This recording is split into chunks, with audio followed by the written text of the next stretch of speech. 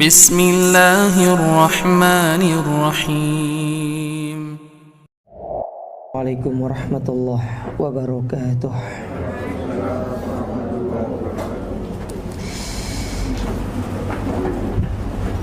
Innal hamdalillah nahmaduhu wa nasta'inuhu wa nastaghfiruh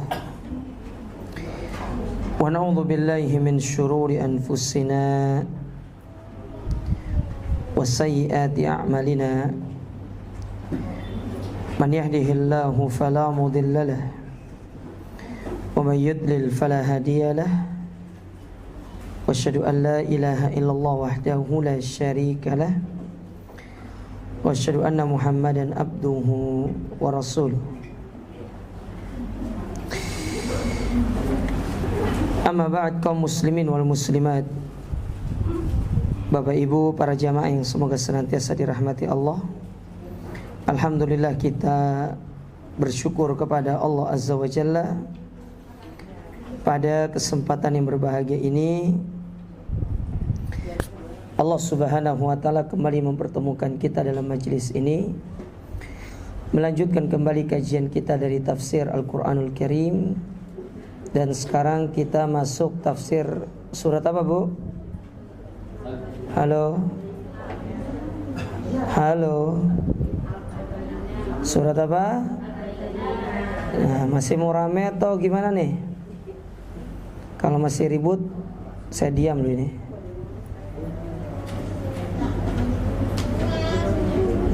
Nah, ibu-ibunya ribut, Ustaz yang gondok loh. Oh, ispir, Masya Allah. Kita akan membahas surat Al-Bayyinah. Surat Al-Bayyinah yaitu surat yang ke-98 dari Al-Quranul Karim.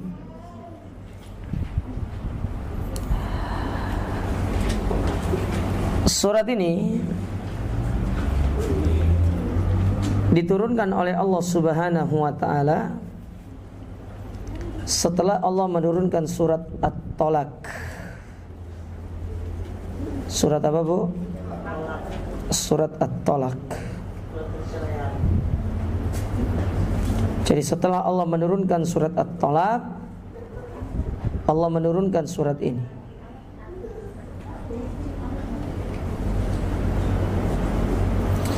Al-Bayyinah artinya sendiri adalah pembuktian. Para ulama ketika menyebutkan tentang surat ini, sebagian para ulama mengatakan surat ini adalah surat Makkiyah. Surat apa, Bu? Makkiyah. Ada yang mengatakan surat ini adalah surat Madaniyah. Surat ini adalah surat Madaniyah. Ada yang mengatakan surat ini adalah surat Makkiyah. Wallahu a'lam bissawab. Dari kedua pendapat ini, maka saya lebih condong kepada pendapat surat ini dikategorikan sebagai surat Madaniyah. Kenapa demikian? Karena ada sebuah kata di dalam surat ini mengatakan min ahlil kitab, yaitu kepada ahlul kitab. Sementara ahlul kitab itu terdapat di mana? Makkah atau Madinah? Di Madinah. Jadi ahlul kitab itu baru berada di Madinah. Di Makkah tidak ada ahlul kitab. Ya, kalaupun ada, itu hanya beberapa. Di antaranya Waraqah bin Naufal. Tapi kebanyakan ahlul kitab, orang Yahudi dan Nasrani, itu terdapat di mana? Di Madinah. Taib. Nah, kita lanjutkan.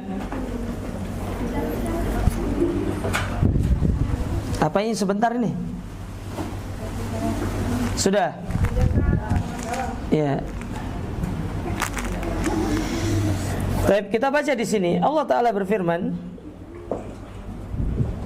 kata Allah Subhanahu wa Ta'ala, lam yakunil ladzina kafaru min ahlil kitab wal musyrikina munfakkina hatta ta'tiyahumul bayyinah. Orang-orang kafir yaitu dari kalangan ahlul kitab dan orang-orang musyrikin. Mereka mengatakan bahwa mereka tidak akan meninggalkan agamanya sebelum datang kepada mereka bukti yang nyata. Apa maksudnya ayat ini? Kata Syekh Muhammad bin Shalih Al-Utsaimin, beliau mengatakan ahlul kitab hum al-yahud wan nasara. Yang dimaksud dengan ahlul kitab dalam ayat tersebut, mereka adalah orang-orang Yahudi dan Nasrani. Summu bidzalik. Kenapa mereka dikatakan ahlul kitab? Li'anna suhufahum bakiyat ila an bu'itsan nabiyyu sallallahu alaihi wa alihi wasallam. Mereka dinamakan dengan ahlul kitab karena kitab-kitab mereka itu senantiasa ada sampai diutusnya Nabi. Maka ketika diutus Nabi SAW, Nabi Muhammad, kitab-kitab mereka itu masih ada. Namun kitab yang mereka pegang ketika Nabi diutus, ma'ama fiha minat tahrif wat tabdil wat tagyir. Namun kitab mereka sudah dirubah, sudah banyak perubahan. Terjadi perubahan di dalam kitab-kitab mereka, dan ini menunjukkan bahwasanya kitab orang Yahudi ataupun Nasrani, Taurat dan Injil tidak mendapatkan jaminan untuk tidak dirubah oleh manusia kecuali Al-Quran. Al-Quran satu-satunya kitab samawi yang terjaga dari yang namanya perubahan. Makanya Allah Ta'ala mengatakan dalam Al-Quran, inna nahnu nazzalna dzikra wa inna lahu lahafidhun. Sesungguhnya kami menurunkan Al-Quran dan sesungguhnya kamilah yang menjaganya. Apa maksudnya menjaga Al-Quran itu? Menjaga Al-Quran dari perubahan. Jadi tidak dirubah-rubah. Makanya coba lihat Al-Quran dari masa ke masa, dari zaman ke zaman, tidak pernah dirubah. Mungkin dulu di awal-awal pemerintahan Abu Bakar, Utsman, mushaf itu ada beraneka ragam susunan suratnya. Hanya susunan surat saja, tetapi isinya sama, susunannya aja. Dari Bani Fulan, Al-Fatihah dulu, Al-Baqarah, Ali Imran, bukan An-Nisa, bisa jadi Al-Maidah. Dari Kabilah Fulan, begitu pun berbeda. Maka kemudian di pemerintahan Utsman punya kebijakan supaya mushafnya itu seragam, tidak ada khilaf di antara kaum muslimin, maka dibuatlah sebuah keputusan, mushaf itu dibuat dalam bentuk satu model. Makanya dikenal dengan istilah Rasm Utsmani atau mushaf Utsmani namanya. Jadi mushaf yang kita miliki sekarang dengan susunan seperti itu disebut dengan mushaf Utsmani karena itu adalah kebijakan dari Utsman bin Affan. Pertanyaannya, Ustaz, apakah itu bid'ah? Kita katakan, iya, bid'ah secara lugah. Tetapi ingat, tatkala para sahabat itu melakukan satu perkara dalam urusan agama, mereka telah mendapatkan izin dari Allah Subhanahu wa taala dan Rasulnya. Dan apa yang mereka lakukan itu semuanya adalah ijtihad. Semuanya adalah ijtihad yang merupakan kebaikan. Maka coba lihat dimanapun kita berada, mushaf kita sama dengan susunan suratnya demikian. Diawali dari surat Al-Fatihah, kemudian Al-Baqarah, dan diakhiri dengan surat An-Nas. Mau cetakan manapun, cetakan Saudi kah, mau cetakan Mesir kah, cetakan Sasa kah, ya sama aja. Tahu Sasa, Bu?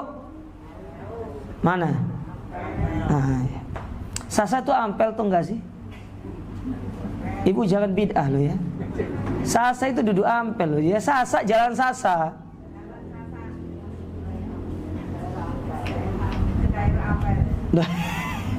Ya wis lah. Ras terkuat di dunia. Ya.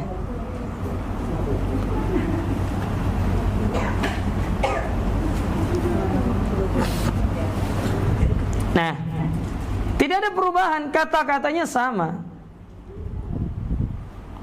Tidak ada bedanya. Mungkin dari sisi penulisan saja. Jadi kalau cetakan Saudi itu kadang-kadang apa istilahnya, penulisannya itu ada anunya segaya tersendiri. Cuma cara bacanya itu mirip, tidak ada bedanya. Kecuali kalau yang belajar qiraat nantinya, baru akan didapati bahwasanya perbedaan cara membaca itu terdapat dalam ilmu qiraat. Kapan itu dibaca harusnya alaihim, kenapa alaihum? Itu ilmu qiraat. Kenapa wadduha itu bisa dibaca wadduhe?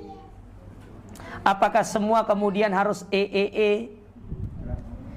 Ya, itu ada ilmunya, dan itu kita harus belajar kepada ahlinya. Ya, misalkan kayak toha, apakah sah dibaca dalam sholat? Ya, itu perlu dipelajari. Cuma kalau ditanya apakah sah riwayat kita mengucapkan wadduhe dalam sholat, jawabannya sah. Dan itu tidak membatalkan sholat. Karena perubahan cara baca itu tidak merubah makna.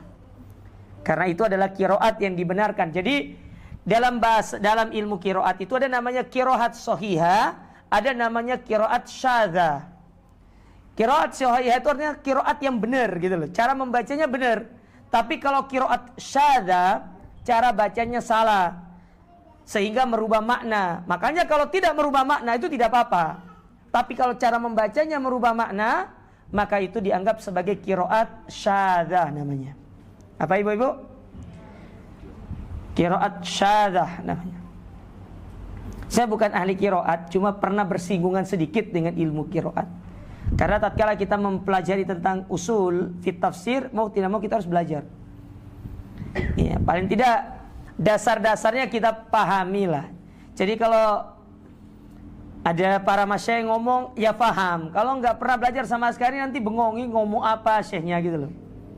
Cuma tahasusnya bukan ke situ, spesialisnya gitu loh, kayak dokter gitu kan. Dokter umum paling tidak kan dia harus paham secara umum apa yang dia pelajari tentang ilmu kedokterannya. Nanti baru berbicara secara khusus spesialisnya apa. Tapi kan secara umum dia sudah pelajari secara global. Paling tidak obat sakit kepala ngerti lah. Masa ditanya obat sakit kepala, tunggu tak spesialis dulu, ya repot. Ya. Tapi kalau emak-emak itu obat sakit kepalanya itu ada 2. Ya, kasih uang. Yang kedua, ajak masuk toko gajah. Masuk aja, nggak usah beli. Pulang-pulang, insya Allah tambah ngilu itu. Sama pusing. Baik. Kita kembali ke sini. Walakin hum ahlul kitab. Mereka tetap dikatakan ahlul kitab meskipun kitab mereka sudah berubah, tetap dikatakan apa? Ahlul kitab. Fal yahudu lahum at-Taurah. Orang Yahudi diberikan Taurat, wan Nasara lahum al-Injil. Sedangkan orang Nasrani mereka diberikan apa? Diberikan Injil. Itu ahlul kitab. Jadi lam yakunil ladina kafaru min ahlil kitab, maksudnya adalah tidak akan pernah beriman orang-orang kafir dari kalangan ahlul kitab Yahudi dan Nasrani, karena mereka diberikan Alkitab. Setelah itu wal musyrikin, dan orang-orang musyrikin. Siapa orang-orang musyrikin ini? Kata Syekh Muhammad bin Shalih Al-Utsaimin, hum ubadatul ausan min kulli jinsin min bani Israil wa min ghairihim, yaitu orang-orang musyrikin sebagai penyembah ausan, berhala. Mereka yang menyembah berhala dari kalangan Bani Israel dan yang lainnya. Ingat, ayat ini kan berbicara tentang orang musyrikin di zaman Nabi. Dan rata-rata orang musyrikin di zaman Nabi itu adalah mereka dari keturunan Bani Israel. Paham sampai di sini? Ya. Dari kalangan Bani Israel pada waktu itu. Karena ingat, Isa sendiri dia keturunan Bani Israel. Maka seluruh umatnya itu dihitung sebagai Bani Israel.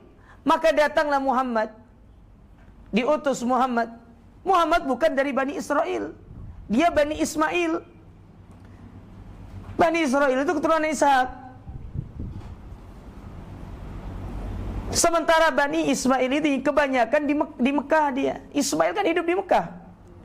Kebanyakan di Mekah. Sementara kalau Bani Israel, mereka dari keturunan Ishak. ya, hidup di daerah Syam, kebanyakan di Syam, dan mereka sudah terjatuh dalam kesyirikan. Makanya Syam mereka terjatuh dalam kesyirikan pada waktu itu sampai diutusnya Nabi SAW. Mereka beribadah kepada selain Allah, menyembah patung, menyembah yang lainnya. Ya.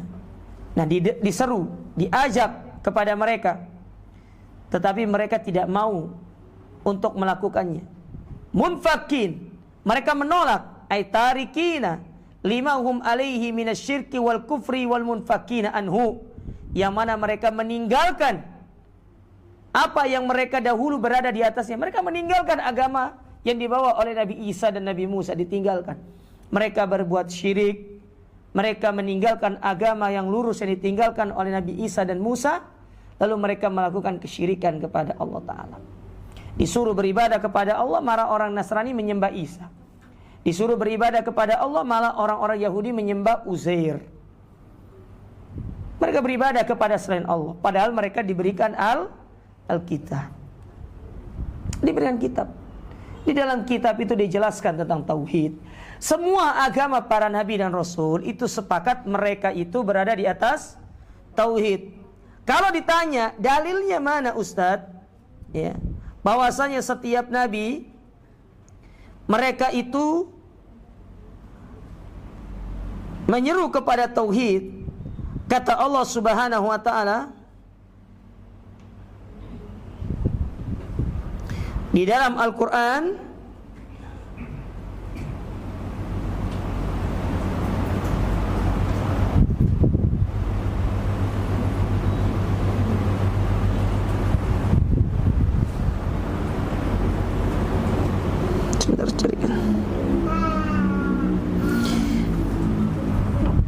dalam surat An-Nahl, surat An-Nahl pada ayat yang ke-36, apa kata Allah Subhanahu wa taala? Walaqad ba'atsna fi kulli ummatin rasula, dan tidaklah kami mengutus pada setiap umat seorang rasul umum. Allah mengatakan pada setiap umat, berarti bukan hanya umat Islam, bukan hanya umatnya Muhammad, tetapi kepada semua umat sebelum-sebelumnya diutus rasul. Apa yang Allah perintahkan kepada mereka? Apa misi mereka diutus? Allah katakan, ani'budullah wajtanibut tagut. Sembahlah Allah dan jauhkan diri kalian dari yang namanya tagut. Tidak boleh beribadah kepada selain Allah. Makanya kalau ditanya, apa agamanya para nabi dan rasul? Agama mereka satu, yang disebut dengan al-hanifiyatus samha, agama yang lurus, agama yang beribadah kepada Allah Ta'ala semata dan meninggalkan yang namanya segala macam bentuk perbuatan syirik dengan segala modelnya.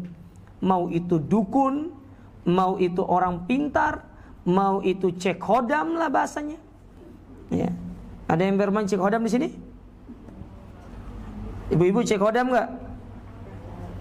Syirik, nggak boleh. Dan yang lainnya, segala macam bentuk perbuatan syirik kepada Allah ditinggalkan. Menyembah kepada kuburan keramat, meminta kepada pohon keramat, meyakini satu tempat ada penghuninya, ada penunggunya, meyakini tempat ini penghuninya ini, ada penguasa laut, ada penguasa gunung, ada penguasa daratan, ada penguasa angin, segala macam. Ada yang menguasai hujan, tidak ada. Semua itu adalah kekuasaan Allah Subhanahu wa ta'ala. Maka kita jauhkan diri kita dari segala macam bentuk kesyirikan. Karena itu yang diperintahkan oleh Allah Ta'ala kepada kita melalui lisan Rasulnya. Nah, mereka meninggalkan semua itu, disuruh untuk meninggalkan kekufuran, kesyirikan, tapi mereka menolak. Tidak mau mereka mengikuti Nabi SAW. Apa yang mereka minta dari Nabi? Hatta ta'tiyahum al-bayyinah, sampai datang kepada mereka beri sebuah pembuktian yang nyata. Apa maksudnya pembuktian yang nyata? Al-bayyinatu ma yubayyinu bihi al-haqqu fi kulli syai', yaitu suatu penjelasan untuk menjelaskan tentang yang hak pada segala hal. Datang minta. Makanya ada sebuah ungkapan, al-bayyinatu 'alal mudda'i. Pembuktian itu kepada orang-orang yang mengaku, bukan hanya sekedar pengakuan. Kayak contoh sekarang nih, banyak orang mengaku manhaj salaf, tapi harus ada butuh pembuktiannya. al-bayyinatu 'alal mudda'i. Setiap pengakuan itu membutuhkan pembuktian. Mana buktinya? Ngaku ngikut dakwah salaf, ngaku mengikuti Nabi, ngaku cinta Rasul, ngaku cinta Nabi, mana buktinya? Makanya kata para ulama, banyak orang yang mengaku cinta kepada Allah, tetapi ketika Allah menagih kepada mereka cintanya, janji atau bukti dari cintanya, mereka tidak bisa memenuhinya. Salah satu contoh, di antara bentuk pembuktian cinta kepada Allah, kita dianjurkan untuk mengeluarkan zakat, mengeluarkan sedekah. Makanya kenapa sedekah itu dikatakan apa? As-shadaqatu burhan. Sedekah itu adalah sebagai bukti. Bukti cinta kita kepada Allah. Apa buktinya? Ya sedekah. Kita bersedekah, memberikan kepada yang membutuhkan. Banyak orang aku cinta sama Allah, tapi giliran disuruh sedekah, membantu yang membutuhkan, membantu dakwah, alasannya masih belum punya Ustaz, masih belum ada. Ucapan masih belum ada, kemudian diaminkan oleh para malaikat, jadi kemudian dia benar-benar tidak punya. Ini yang terjadi. Ya. Jangan mengatakan nggak ada itu. Ya. Tidak ada. Itu sebagai doa. Katakan insyaallah. Ya. Qul insyaallah. Jangan mengatakan tidak ada. Lewat malaikat amin, beneran enggak ada. Nah kalau ditanya, ya ada insyaallah. Kalau minta sedekah insyaallah, ada insyaallah, bilang seperti itu. Ya. Kita ini kebanyakan menanamkan dalam diri kita sifat suudzon kepada Allah Ta'ala. Qul, ada insyaallah. Ada berapapun, Allah tidak meminta banyak kepada kita. Berapapun yang kita ikhlaskan untuk dakwah, keluarkan. Mau 2.000 ikhlas gak apa-apa. Sedekah 2.000 gak apa-apa.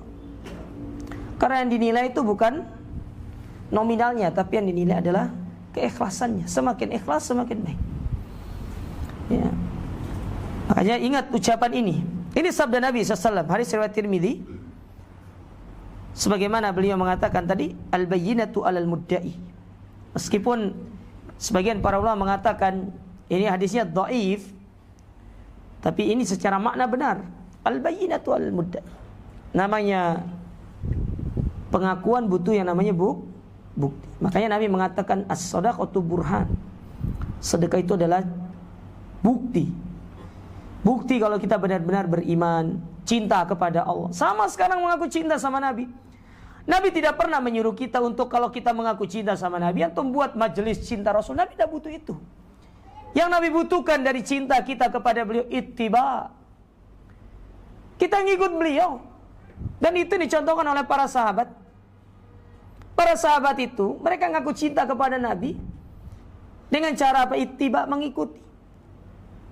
Lihat sampai perkara yang mubah, saking mereka cinta sama Nabi SAW, sampai perkara yang mubah mereka ikuti. Sebagian para ulama mengatakan Anas bin Malik saking cintanya sama Nabi, sampai pernah satu ketika Anas bin Malik melihat Nabi makan labu, sampai tangan beliau itu di atas apa? Di atas bejana, apa namanya itu? Nampan itu loh. Dicari labu itu begini, tangan beliau itu nyari itu loh. Kan ada misalkan bekas-bekasnya ada loh. Dicari ketemu, dimakan, dicari dimakan. Kata Anas bin Malik, demi Allah aku tidak pernah suka labu, tapi karena lihat Nabi segitu antusiasnya makan labu, aku cinta sama beliau dan aku pun makan labu. Padahal kalau Anas makan labu juga gak masuk surga, gak makan labu juga gak masuk neraka. Tapi saking cintanya kepada Nabi SAW, al-bayyinatu 'alal mudda'i. Namanya pengakuan butuh yang namanya pembuktian. Ya. Nanti kaidah ini dipakai sama istri antum. Mas, al-bayyinatu 'alal mudda'i. Katanya aku cinta sama aku, buktinya mana? Ya. Balik, Dek. Katanya cinta sama abang. Iya benar abang, adik cinta sama abang. Kalau memang cinta, izinkan abang untuk poligami. Iya. Gimana Pak? Masuk Pak? Ya masuk. Terus kita tutup ya kajian.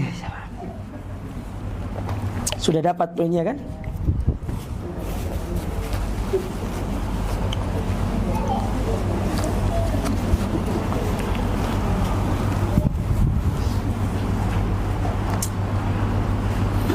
Nah, kita lanjut.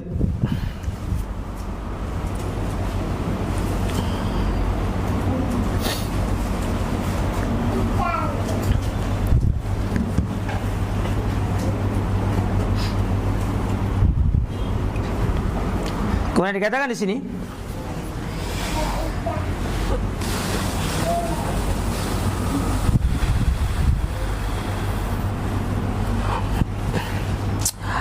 fakullu ma bana bihil haq fahuwa bayyinah.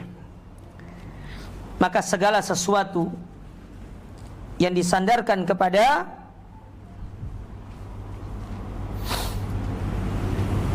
kebenaran, maka harus butuh yang namanya pembuktian. Harus ada pembuktiannya.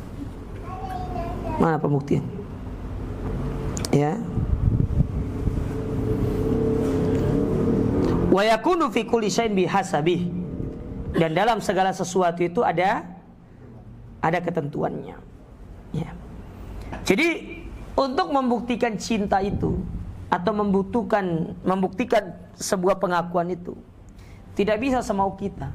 Harus mengikuti aturan main yang telah ditetapkan oleh Allah Ta'ala dan Rasulnya. Tidak bisa semau kita. Ya. Taib, sekarang kata beliau, fama hiyal bayyinatul lati dzakaraha Allahu huna. Sekarang apa yang dimaksud dengan bukti yang nyata yang Allah sebutkan dalam ayat ini? Maksudnya apa yang mereka inginkan orang-orang musyrikin ini? Kenapa mereka tidak mau beriman? Kenapa mereka tidak mau meninggalkan kesyirikan dan kekufuran mereka sampai datang kepada mereka bukti yang nyata? Apa yang kemudian Allah kirimkan kepada mereka? Maka Allah katakan di ayat berikutnya, Rasulun minallah yatlu suhufam mutahhara.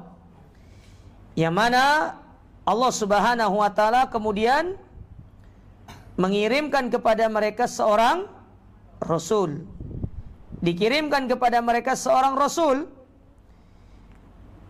yaitu seorang rasul bernama Muhammad, yang membacakan kepada mereka lembaran-lembaran yang disucikan. Taib, apa maksudnya ayat ini? Rasul, siapa rasul ini maksud di sini? Wa hadzal rasul huwa Nabi Muhammad sallallahu alaihi wasallam. Rasul yang dimaksud dalam ayat ini, Bu, Pak, Rasulun minallah, itu adalah Nabi Muhammad sallallahu alaihi wasallam. Wa jaa bi sigatin nakirah, datang dalam bentuk nakirah. Maksudnya nakirah itu rasulun, tidak ar-rasulu. Di situ Allah tidak mengatakan ar-rasulu minallahi yatlu, tidak dikatakan begitu, tetapi rasulun menggunakan nakirah, tanwin belakangnya. Apa tujuannya? Ta'dziman lahu, untuk menghormati dan memuliakan Nabi SAW. Memuliakan beliau. Kenapa dimuliakan? Li'annahu alaihi salatu wassalam jadirun bi an yu'azzama at-ta'zim al-la'ik bihi min ghairi naqsin wala ghulu. Karena itulah perkara yang pantas untuk Nabi. Kita memuliakan bukan berarti kita gulu. Memang Nabi dimuliakan. Dari namanya saja jelas Muhammad. Apa arti Muhammad? Yang selalu terpuji. Selalu terpuji. Nama Muhammad itu pemberian dari kakek beliau, Abdul Muttalib. Pemberian dari kakek beliau, bukan bapaknya, bukan pamannya, kakeknya. Yang mana nama Muhammad itu pada waktu itu di kalangan orang-orang Arab pada waktu itu bingung. Ini nama apa? Kok aneh? Saking cintanya Abdul Muttalib dengan kelahiran cucunya ini, sampai beliau dibawa ke dalam Ka'bah. Kemudian diangkat, diberikan nama, aku berikan nama anak ini Muhammad. Jadi yang memberikan nama Muhammad itu kakeknya. Diberikan di dalam Ka'bah dengan harapan beliau ini akan menjadi orang yang terpuji. Subhanallah. Ternyata beliau adalah seorang nabi. Seorang nabi. Makanya kalau kita memuji beliau, menyanjung beliau, bukan sewaktu bentuk keguluan. Gulu itu kalau kita datang ke kuburan beliau, kita osek-osek tuh kuburan beliau tuh. Cium-cium, itu yang gulu. Apalagi kemudian mengaku ini rambutnya Nabi. Saya tuh heran gitu loh, dari mana dapat rambut Nabi itu? Ya. Daripada ya kita mengaku sesuatu yang gak jelas, lebih baik kita itu beli yang jelas-jelas. Rambut nenek, gitu, ya kan? Ada manis-manisnya. Jelas itu rambut nenek. Warnanya ada hijau, ada pink. Benar nggak? Iya. Sampai saya dulu tuh bingung. Anak saya bilang sama saya, ya beli rambut nenek. Opo rambut nenek ini? Bingung saya. Saya searching lah rambut nenek. Oh, ternyata bahasa saya waktu kecil namanya itu tepung genang. Tahu artinya tepung genang itu? Tepung itu artinya kue dalam bahasa saya. Genang itu di apa namanya? Jadi yang jual itu pakai apa namanya? Jadi tempatnya itu digendong sambil dipukul-pukul, teng. Ah, itu namanya genang. Digendang maksudnya ditabu. Makanya tepung genang namanya. Ya kue yang dipukul-pukul. Bingung saya. Ya. Rambut nenek, ya Allah. Ya. Saya kira rambut mak lampir gitu dia. Rambut nenek ternyata, subhanallah. Ya. Nah, kita kembali ke sini. Jadi bukan satu apa namanya ya? Bukan satu perkara yang gulu kita memuji beliau, karena Allah menyuruh kita untuk memuji beliau. Lihat apa kata Allah Ta'ala dalam Al-Quran. Innallah wa malaikatahu yusalluna 'alan nabi. Ya ayyuhalladzina amanu sallu 'alaihi wa sallimu taslima. Sesungguhnya Allah dan para malaikat bersalawat untuk Nabi, maka bersalawatlah kalian dan mengucapkanlah salam kepada kalian. Bukan satu hal yang gulu kita diperintahkan untuk memuji beliau, menyanjung beliau. Tetapi yang gak boleh itu kemudian kalau kuburannya diusap-usap, kuburannya kemudian dielus-elus, itu yang gak boleh.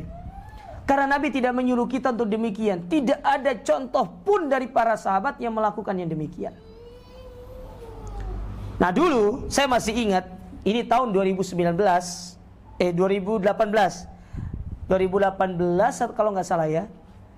Ya, waktu itu saya menjadi pembimbing pertama umroh. Tapi bukan umrohnya sudah yang kedua kali kalau nggak salah. Karena waktu itu saya umroh dulu sendiri, pingin tahu cara menjadi pembimbing itu seperti apa. Nah, akhirnya berangkat yang kedua jadi pembimbing.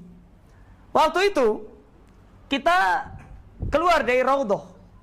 Jadi kalau keluar Raudhah itu, ya, kita akan melewati kuburan Nabi SAW.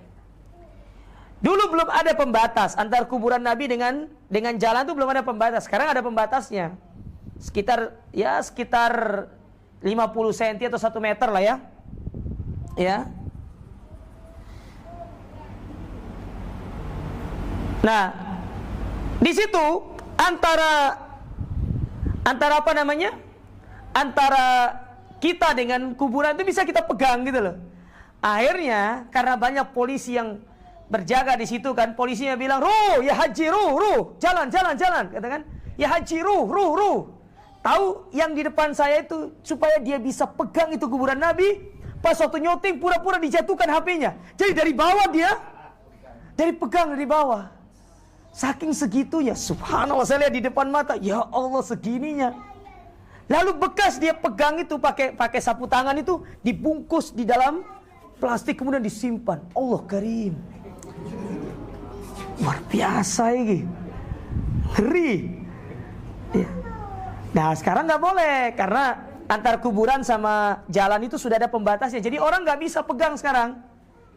Ya, karena ada pembatasnya. Jadi kalau megang itu pasti mau nggak mau harus begini.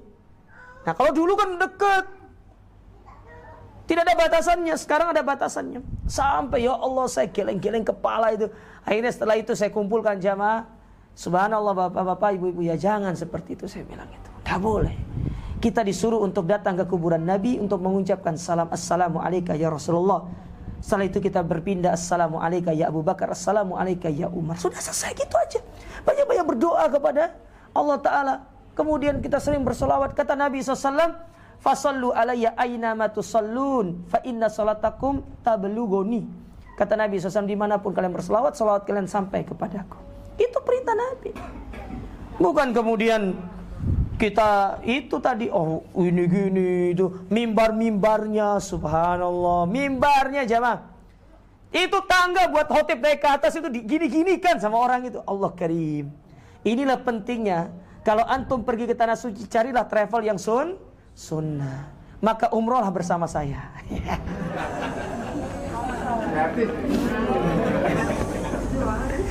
Hebat kan jualannya kan? Nggak ada marketing hebat Ustadz.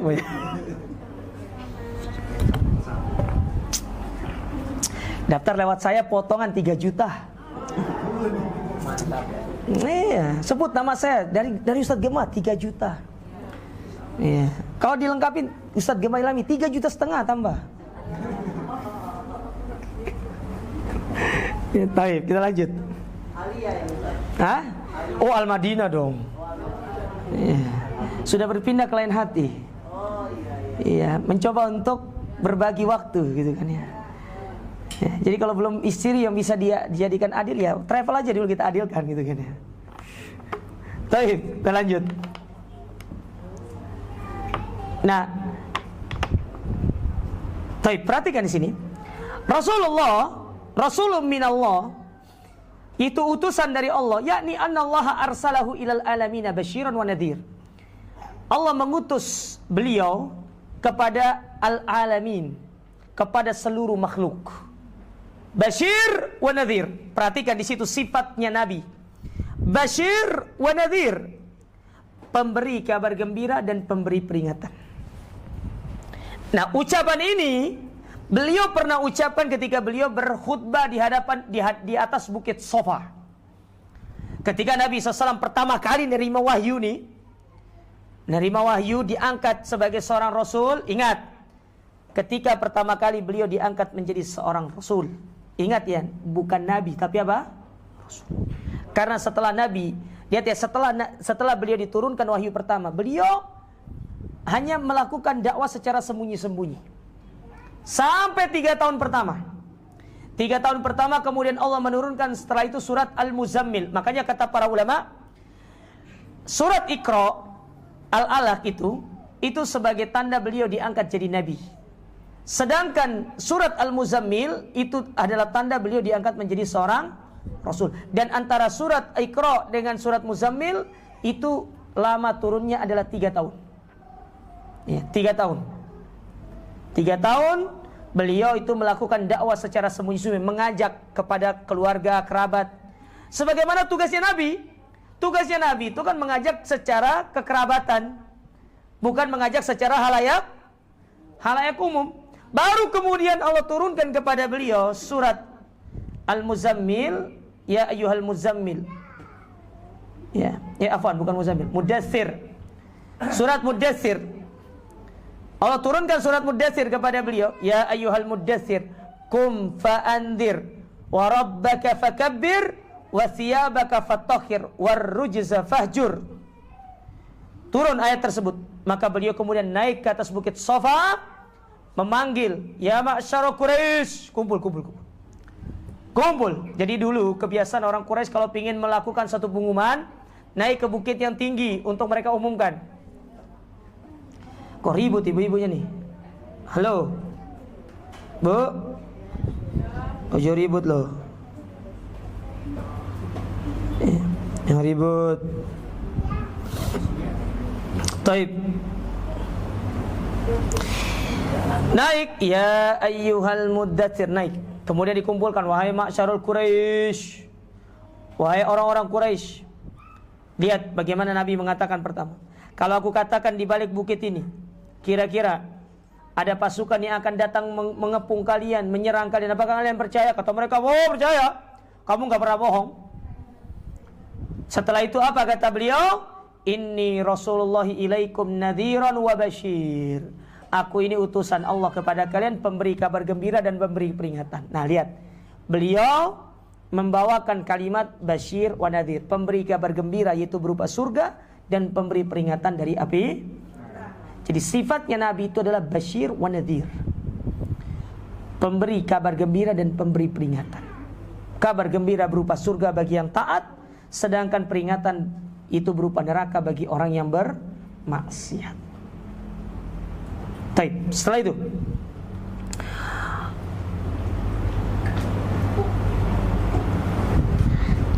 Allah berfirman menjelaskan tentang sifat Nabi ini. Kata Allah Ta'ala di antara dalam surat An-Nisa ayat yang ke-79, apa kata Allah? Wa ma arsalnaka linnasi rasula, dan tidaklah kami mengutusmu kepada manusia kecuali seorang rasul. Engkau sebagai utusan kami yang menyeru kepada tauhid. Dalam surat Al-Furqan ayat yang pertama apa kata Allah? Tabarakalladzi nazzala al-furqan. Maha suci Allah yang telah menurunkan Al-Furqan. Al-Furqan maksudnya Al-Quran. Ala abdihi, kepada hambanya. Maksudnya kepada hambanya itu kepada Muhammad. Liyakuna lil alamin nadhira, untuk menjadi pemberi peringatan bagi seluruh alam. Ya. Memberi peringatan bagi seluruh alam semesta. Ya, di situ Allah menyebutkan tentang sifat Nabi, yaitu nadhir, pemberi peringatan. Ya. Fahuwa Muhammadun alaihi salatu wassalam mursalun min indillahi biwasitati Jibril alaihi salatu wassalam. Itulah Nabi Muhammad yang semoga senantiasa terlimpahkan kepada beliau salawat serta salam, yang mana beliau itu mendapatkan wahyu dari sisi Allah dengan perantara Jibril. Li'anna Jibrila wa rasulu rabbil alamin ila rusulihi muwakkal bil wahyi. Jibril itu utusan Allah yang diutus kepada utusan Allah. Paham maksudnya? Jibril itu utusan Allah yang diutus untuk membawa wahyu kepada utusan Allah. Ya. Lihat Jibril, tugasnya menyampaikan wahyu kepada seluruh para nabi dan rasul. Maka kenapa Jibril menjadi malaikat yang mulia? Tugasnya mulia. Dan semakin mulia tugas Jibril itu ketika Allah memilih Jibril untuk menyampaikan Al-Quran. Makanya kata para ulama, segala hal yang bersinggungan dengan Al-Quran, yang mereka berkaitan dengan Al-Quran, pasti mereka mulia. Coba lihat, umat yang mulia, umat Islam. Kenapa? Karena kitab mereka Al-Quran. Nabi yang paling mulia Nabi Muhammad, karena wahyu terbesarnya adalah Al-Quran. Malaikat yang paling mulia adalah malaikat Jibril, karena beliau yang menyampaikan Al-Quran. Maka segala hal yang bersinggungan dengan Al-Quran, maka menjadi hari-hari yang atau hal-hal yang mulia. Malam yang paling mulia, malam apa? Malam ketika diturunkan Al-Quran. Ya. Malam Lailatul Qadar, karena itu adalah malam yang diturunkan Al-Quran. Malam yang mulia. Ya. Malam yang mulia.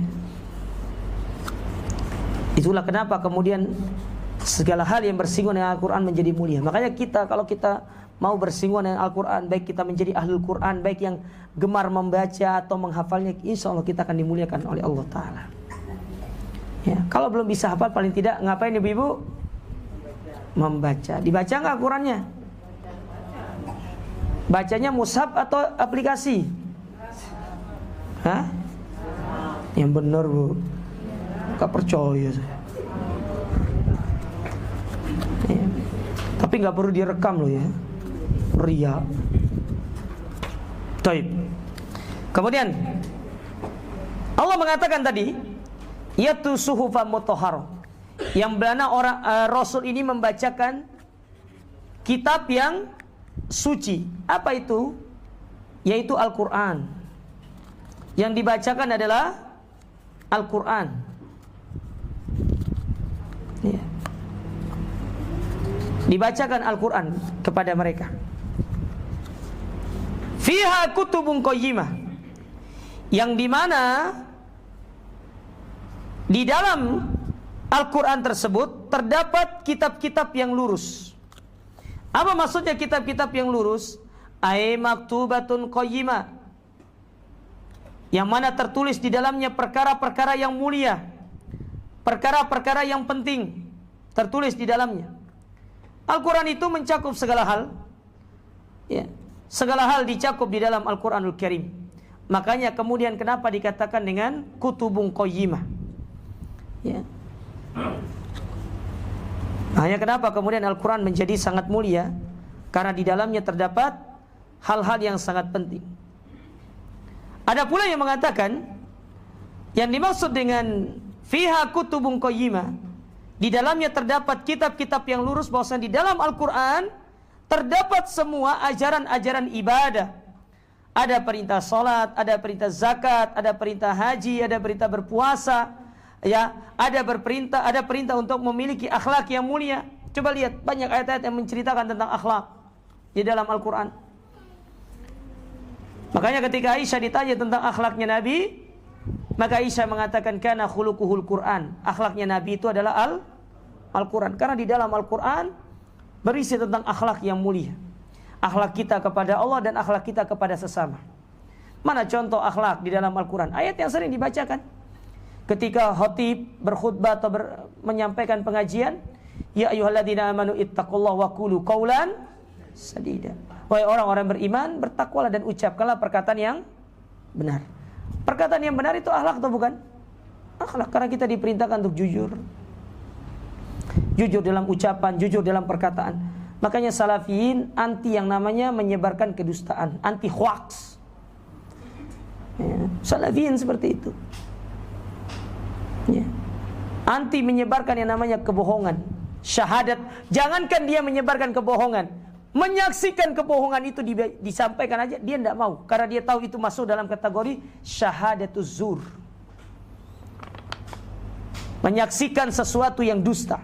Makanya Allah menyebutkan dalam surat Al-Furqan tentang salah satu sifat ibadur rahman, alladzina la yashhaduna az-zura wa idza marru bil lagwi marru kirama. Ibadur rahman itu dia tidak akan menghadiri tempat-tempat yang terdapat di dalamnya kedustaan. Hal-hal yang dusta disampaikan di dalamnya, mereka tidak akan mau hadir. Kalaupun melewatinya, mereka akan melewatinya tanpa memperhatikan hal tersebut. Itu ibadur rahman. Kalau kita tidak, malah nyari. Sehingga disebutkan oleh para ulama, mana di antara bentuk kedustaan, syahadatuz zur, yang tidak boleh dihadiri oleh seorang muslim penuntut ilmu, yaitu majlis ghibah. Makanya kalau ibu-ibu sudah sering duduk di majlis ghibah, berarti ibu-ibu sering mendengarkan syahadatuz zur. Berarti status ibu sebagai penuntut thalabatul ilm tercemar. Karena penuntut ilmu tidak duduk di majlis-majlis ghibah, apalagi yang dighibah ustadznya. Ustadznya sih digibah.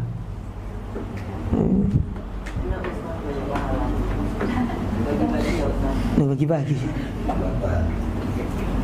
Emang ibu punya banyak pahala? Loh, kalau saya digibahin berarti saya dapat pahala.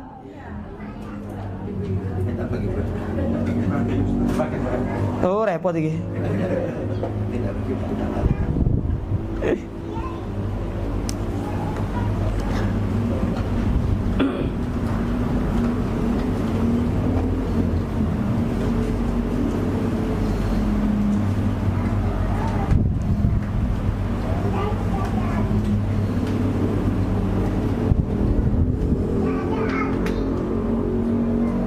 Taib.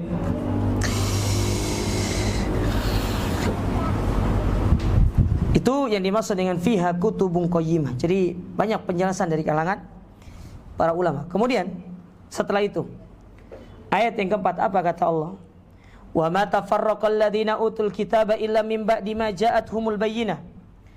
Dan tidaklah berpecah belah orang-orang yang didatangkan Alkitab kepada mereka, melainkan sesudah datang kepada mereka bukti yang nyata. Dan tidaklah berpecah belah orang-orang yang diberikan Alkitab, melainkan setelah datang kepada mereka bukti yang nyata. Taib. Apa maksudnya ayat ini? Kata Syekh Muhammad bin Shalih Al-Utsaimin, beliau mengatakan, lamma ja'atuhum al-bayyinah ikhtalafu. Tatkala datang al-bayyinah itu, maksudnya al-bayyinah tadi yaitu Rasul. Paham ya? Tatkala datang Rasul tadi, mereka berselisih. Minhum man amana wa minhum man kafar.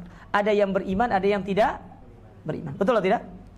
Ketika Nabi kemudian mengatakan diri mereka beriman, ada yang beriman, ada yang tidak. Abu Bakar menjadi orang yang pertama kali beriman dari kalangan dewasa. Makanya ada istilah dalam penjelasan para ulama sirah itu dikenal dengan istilah as-sabiqunal awwalun. Siapa as-sabiqunal awwalun? Mereka perinci. Kalau dari kalangan para wanita, maka yang pertama kali beriman siapa? Khadijah radhiyallahu taala anha. Ingat, Khadijah saja nggak pakai Siti. Wong Indonesia pakai Siti itu. Iya. Siti itu, tahu kepanjangan Siti itu? Siti itu kepanjangan dari Sayyidati. Ya Sayyidati, ya Sayyidati. Ketemu sama orang Indonesia, kok ruwet banget bilang Sayyidati, ya Siti sudahlah. Akhirnya Sayyidati itu menjadi Siti. Makanya jadi Siti Saro gitu kan, Siti Khadijah, Siti Aisyah, Siti Fatimah. Padahal sebenarnya Sayyidati. Itu awalnya. Ya, itu awalnya itu ucapan itu. Makanya orang Indonesia ini hebat, dia berinovasi itu jago dia. Ya, hebat orang Indonesia itu. Dari kalangan laki-laki Abu Bakar As-Siddiq. Beliau adalah orang yang tidak pernah ragu sedikit pun. Lihat, karena beliau tahu track recordnya Muhammad, maka beliau langsung percaya karena pasti orang ini tidak bohong. Beliau muamalah panjang sama Abu Bakar. Makanya kenapa beliau beriman? Karena beliau ngerti Muhammad ini orangnya tidak bisa diragukan gitu loh. Dia selama beliau bermuamalah tidak pernah didapati sedikit pun Muhammad ini berbohong gitu loh. Jadi apa yang disampaikan pasti benar. Maka atas dasar pengalaman itulah yang kemudian menjadikan Abu Bakar itu beriman. Kan kita kan sama kayak kita ya. Ada orang yang selama ini Masya Allah jujur apa adanya sama kita. Kita percaya gak sama dia? Percaya. Tapi coba kalau ada kadang jujur, kadang bohong, kadang jujur, kadang bohong. Kira-kira gimana sikap antum? Akhirnya apa ya? Antara percaya atau enggak jadinya ragu-ragu kita. Tapi kalau orang ini sudah terbiasa jujur, ya, sehingga tatkala dia melakukan satu kedustaan, seolah-olah kita tidak percaya kok bisa gitu loh. Padahal selama ini dia orangnya jujur kan begitu. Nah, Muhammad ini seperti itu. Makanya kemudian kenapa Abu Bakar As-Siddiq langsung percaya? Karena Abu Bakar As-Siddiq radhiyallahu ta'ala ya, melihat bagaimana track recordnya Nabi SAW. Bayangkan 40 tahun. Ya, bukan 40 tahun ya bergaul. Tapi selama bergaul mungkin beberapa puluh tahun, karena 40 tahun kan usia Nabi ya. Beberapa puluh tahun beliau bergaul dengan Nabi Muhammad, tidak pernah didapati Nabi Muhammad ini melakukan satu hal-hal yang sifatnya kedustaan. Makanya langsung percaya. Makanya ketika Utsman ditanya, Abu Bakar ketemu sama Utsman, ya Utsman, hal samita amra Muhammad, kau sudah dengar nggak tentang Muhammad yang beliau adalah seorang nabi? Padahal beliau sudah masuk Islam Abu Bakar ini, tapi pura-pura nanya. Apa kata Utsman? Wallahi kata beliau, ma wajadtu rajulan qad kadhiba. Aku tidak pernah mendapati orang itu berdusta. Itu kata Utsman. Aku tidak pernah mendapati orang itu berdusta. Wallahi innahu shadiqul masduq. Innahul amin. Dia adalah orang yang jujur, dia adalah orang yang terpercaya. Makanya Utsman kemudian pun atas dasar itu beriman kepada siapa? Kepada Rasul, karena diajak sama Abu Bakar. Ya, makanya Utsman itu masuk Islam melalui tangan siapa? Abu Bakar As-Siddiq radhiyallahu taala. Ya, melalui tangan Abu Bakar As-Siddiq radhiyallahu taala anhu. Nah, sedangkan coba lihat Abu Lahab. Antum tahu Abu Lahab itu gimana bahagianya ketika Nabi lahir? Saking bahagianya Abu Lahab ini ketika Nabi lahir, diceritakan oleh para ulama, dikisahkan oleh para ulama. Ketika Nabi lahir, apa yang terjadi? Diperintahkan budaknya Suwaibah untuk menyusui Nabi SAW. Saking bahagianya Abu Lahab ini sampai Suwaibah ibu dimerdekakan sama Abu Lahab. Karena bahagia dengan lahirnya siapa? Nabi ini lahir Muhammad. Oh, keponakanku, senang. Bayangkan Muhammad ini lahir dalam kondisi yatim, gak punya bapak. Sementara Abu Lahab saudaranya Abdullah senang, bahagia. Sampai Suwaibah disuruh nyusui, susui itu. Setelah itu kamu bebas, kamu susui. Saya punya keponakan. Ini keponakan yang aku cintai. Ya. Allah cinta sama Nabi SAW. Abu Lahab itu di masa jahiliyah, sebelum Nabi diutus jadi Nabi itu, luar biasanya cinta kepada Nabi SAW. Bahagia sekali, farhan syadid, dengan kebahagiaan yang luar biasa. Tapi ketika usia 40 tahun itu, itulah mulai menjadi perkara. Nabi SAW diutus menjadi Rasul. Beliau mengumumkan dirinya sebagai seorang Nabi dan Rasul. Yang pertama kali yang menentang adalah orang yang pertama kali yang bahagia. Itulah Abu Lahab. Pertama kali bahagia Abu Lahab. Dan pertama kali yang menentang beliau siapa? Subhanallah. Kita tidak tahu takdir orangnya. Dan banyak kita dapat di dalam kehidupan kita. Dulu kita dapat ada orang yang sangat mencintai kita ketika kita belum hijrah. Tetapi ketika kita umumkan diri kita hijrah, jadilah orang yang mencintai kita dulu menjadi orang yang paling membenci kita. Dan banyak seperti itu kita dapati. Dan ingat, kalau antum mendapati demikian, antum harus ingat, antum bukan orang yang pertama. Nabi sudah menjadi yang pertama. Nabi sudah jadi yang pertama. Sehingga itu cukup pelipur lara lah ya. Ya, pelipur lara lah. Oh, bahasa Jawanya? Ya, pelipur lara sudah ya. Ya. Kita melipurlah hati kita, melipur lara yang ada dalam diri kita. Dia Nabi sudah pertama kali seperti itu. Mau gimana lagi? Memang itulah takdir yang Allah Subhanahu wa taala. Taib. Kemudian wa minhum man amana wa minhum man kafar. Ada di antara mereka yang beriman, ada mereka yang kafir. Faman alima Allah minhu annahu yuridul khair wa yuridud dina lillahi amana waffaqa lil iman. Maka barang siapa di antara mereka yang mengenal Allah, yang mengetahui tentang Allah dan menginginkan kebaikan, maka niscaya mereka itu diberikan taufik untuk beriman. Diberikan taufik untuk beriman. Wa man lam yakun kadzalik waffaqa lil kufr. Tapi kalau sebaliknya, maka Allah tetap menjadikan mereka di atas kekufuran. Kadzalika aidan minal musyrikin man amana wa ma aktsarul musyrikina min Quraisyin alladzi amanu fasara an-nasi qabla bi'tsatir rasul alaihi salatu wasalam lam yazalu ala ma hum alaihi minal kufr hatta ja'atuhumul bayyinah. Demikian pula orang-orang musyrikin. Tidak banyak dari orang musyrikin itu, dari orang Quraisy yang beriman. Ya, tidak banyak. Tidak banyak di antara mereka. Makanya kita dapati manusia sebelum diutusnya Nabi SAW, mereka senantiasa berada di atas kekufurannya.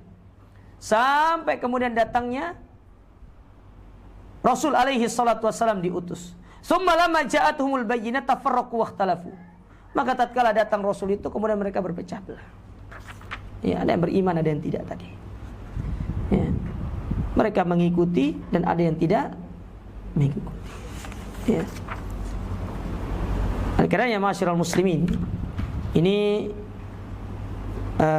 menunjukkan bahwasanya sama dengan dakwah kita ini, ada yang mengikuti kebenaran dan ada yang menjadi orang-orang yang menolak kebenaran. Ketika kita menyampaikan yang hak kepada mereka, ada yang menerima, ada yang tidak. Ketahuilah ketika mereka menerima, berarti mereka diberikan taufik oleh Allah Subhanahu wa ta'ala. Tapi kalau ketika mereka tidak menerima, berarti memang mereka belum diberikan taufik. Dan doakan saudara-saudara kita, semoga Allah Subhanahu wa ta'ala memberikan kepada mereka taufik untuk bisa menerima. Taib. Kemudian ayat yang kelima, Allah Subhanahu wa ta'ala mengatakan di situ, wa ma umiru illa liya'budullaha mukhlishina lahud-din hudafa wa yuqimus shalah wa yutuz zakata wa dzalika dinul qayyimah. Kemudian dijelaskan kepada mereka tentang perintah Allah, disuruh untuk beribadah dengan keikhlasan, menjalankan agama yang lurus, mendirikan salat, menunaikan zakat. Itulah agama yang lurus itu. Jadi disuruh untuk beriman, meninggalkan syirik, bertauhid, mengikhlaskan ibadah kepada Allah, mengerjakan salat, mengeluarkan zakat, karena itulah agama. Kata Syekh Abdul Razak, ya, beliau mengatakan ayat ini itu bantahan terhadap orang-orang Murji'ah. Orang-orang Murji'ah mereka mengatakan amal itu tidak mempengaruhi iman. Maksudnya gimana? Orang itu mau beramal atau tidak, imannya tetap sama gitu loh. Maka dibantah dengan ayat ini bahwasanya amal itu berpengaruh terhadap tingkat dan kualitas keimanan. Ketika seorang itu semakin beribadah kepada Allah, itu akan meningkatkan kualitas keimanannya. Tetapi ketika mereka meninggalkan ibadah, maka berarti mereka menurunkan kualitas keimanan. Dan itu dibantah dengan ayat ini. Karena ayat ini mengatakan apa? Dan tidaklah diperintahkan kecuali untuk beribadah dengan ikhlas kepada Allah, mendirikan salat dan menunaikan zakat. Ini semua amal. Wadzalika dinul qayyimah, dan itulah agama yang lurus. Itulah agama yang lurus, itu dimaksud dengan iman, kata para ulama. Itulah iman. Iman itu adalah agama yang lurus. Dan agama yang lurus itu akan bisa istiqomah kecuali dengan amal. Maka dengan kita beramal, berarti kita sama halnya dengan kita mengistiqomahkan keimanan kita dalam diri kita. Wallahu a'lam bishawab. Insyaallah kita lanjutkan pada pertemuan berikutnya. Ada yang mau bertanya? Saya persilakan. Oke, Bu. Kita kan bermanhaj salaf ya Ustaz. Terus di dalam surat ini membahas tentang pembuktian kita beriman kepada Allah. Ya. Nah, terus kalau kita bermanhaj salaf, kalau ada yang bilang kenapa kamu bermanhaj salaf? Ya saya bilang untuk mengikuti Rasulullah. Nah terus di sini kan akidah orang yang tidak bermanhaj salaf itu kan Allah ada di mana-mana. Sedangkan kita kan berpendapat Allah ada di atas arsy. Ayat Tuhan. Nah hal itu kan harus ditanamkan dari mulai anak-anak ya, sampai ada anak-anak itu yang tanya ke saya, Allah itu ada di mana-mana atau di mana? Terus saya jelaskan tentang surat Toha tersebut. Tapi ada salah satu ustaz yang bilang kalau kita nggak perlu menjelaskan kita bermanhaj salaf. Yang penting kita mengajarkan Islam. Kalau saya berpendapat, kenapa kita harus tutup-tutupin seperti itu gitu loh? Ya. Apa yang saya lakukan itu salah Ustaz? Taib. Nah, tidak dipungkiri bahwasanya di antara salah satu nikmat ketika Allah Ta'ala menjadikan kita berada di atas manhaj yang lurus dalam kita beragama, dan tidak ada manhaj yang lurus kecuali manhajnya Nabi dan para sahabat yang dikenal dengan manhaj salaf. Sebagaimana kata Imam Ahmad, beliau pernah mengatakan, man mata alal islami was sunnah matal alal khairi kulli. Orang yang meninggal di atas Islam dan mengikuti manhaj salaf, maka dia sungguh telah berada di atas segala kebaikan ketika dia meninggal dunia. Namun perlu diingat, kita dianjurkan untuk berbangga dengan yang namanya manhaj salaf. Sebagaimana nasihat dari seorang ulama, beliau pernah mengatakan, la aiba ala man adhara madhhab salaf wa antasaba ilai wa tazza ilai. Tidak ada celaan bagi orang yang menisbatkan dirinya kepada manhaj salaf. Berbangga dengan manhaj salaf, silakan, tidak ada masalah. Dan ini sebagai bentuk kita mensyukuri nikmat Allah. Adapun, ya saya tahu ada sebagian para ulama, para masyayikh malah bahkan, dan beliau pernah datang ke Indonesia.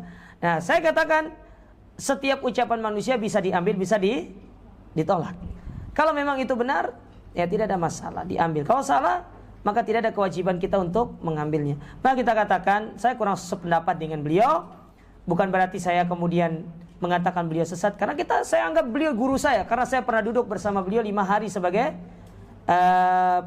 sebagai dakwah, pemateri kajian daurah kita waktu di Batu. Saya katakan beliau guru saya pernah duduk bersama beliau, saya pernah belajar bersama beliau. Tapi namanya orang itu tidak lepas dari yang namanya kesalahan. Jadi saya katakan tetap kita berbangga diri dengan manhaj salaf. Kalau ditanya-tanya bilang saja, kecuali dengan kita menyebarkan itu ada mudorotnya, mungkin kita akan disakiti segala macam, boleh kita katakan ya saya adalah seorang muslim. Tapi kalau tidak ada kemudorotan, maka silakan untuk mengatakan saya berada di atas manhaj salaf. Bisa dipahami, Bu? Wallahu a'lam bishawab. Satu lagi mungkin. Oh ya, ada di sini pertanyaan.